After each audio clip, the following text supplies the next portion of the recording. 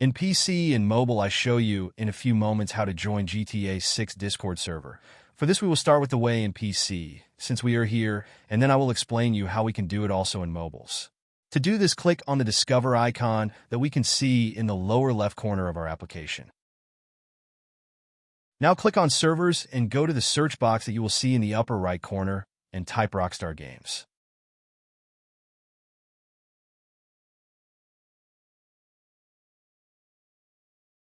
Now click on the server we are looking for, and then click on the Join button at the top of our Discord application. Congratulations, you are already inside the Discord server on PC. On mobiles, it is quite likely that you cannot do this same process, as it does not usually show the option to discover. That's why I'll leave a link to access to this server in the description of this video.